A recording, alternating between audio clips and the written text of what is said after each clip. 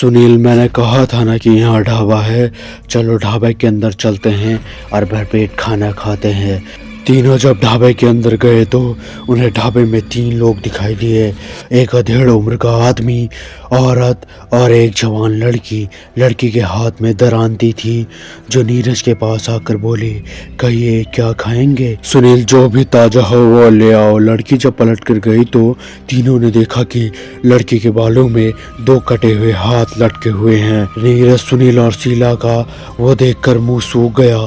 शीला ने सुनील के कान में कुछ कहा। सुनील पानी का जग लेने के बहाने उस कमरे की तरफ गया जहां खाना बन रहा था। सुनील ने देखा कि एक अधेड़ उम्र का आदमी एक भगोने से 2-3 कटे हुए हाथ निकालकर कढ़ाई में गर्म करने के लिए डाल रहा है।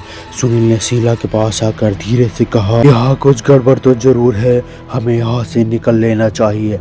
तीनों चुपचाप दबे पांव गेट की तरफ बढ़ने लगे, लेकिन तभी उधर आती वाली लड़की तेजी से चलती हुई आई और उसने ढाबे का दरवाजा बंद कर दिया। लड़की, बिना खाना खाए मैं किसी को जाने नहीं देती।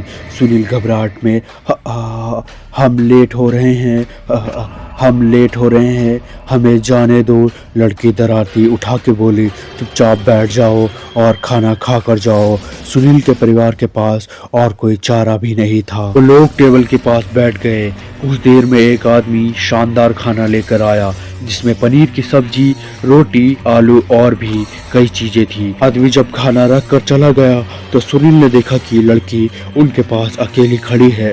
सुनील ने झटके में लड़की के हाथ से दरांती छीनी और उसकी गर्दन काट डाली और तीनों ढाबे के बाहर भागने लगे।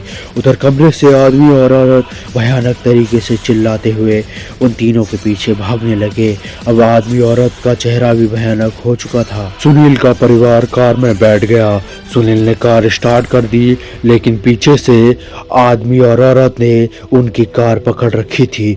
सुनील ने बहुत कोशिश की, लेकिन कार आगे बढ़ नहीं पा रही थी। आखिरकार सुनील ने बैक गियर डाला और कार तेजी से पीछे की ओर चल दी। आदमी और औरत कार से बिल्कुल कुचल गए। फिर सुनील ने तेजी से कार आगे बढ़ा ली और वो दिन होने तक नहीं रुका। सुनील ने गांव पहुंचकर सारी बात अपने भाई को बताई। सुनील का भाई, अच्छा हुआ तुम्हारे परिवार को कोई नुकसान नहीं हुआ। कुछ साल पहले वहाँ एक ढाबा हुआ करता था। एक गरीब परिवार चलाता था। परिवार में 3 लोग थे, आदमी, औरत और उनकी लड़की। एक बार कुछ जवान लड़के उस ढाबे में खाना खाने आए और उन्होंने लड़की के साथ बदतमीजी करनी शुरू कर दी।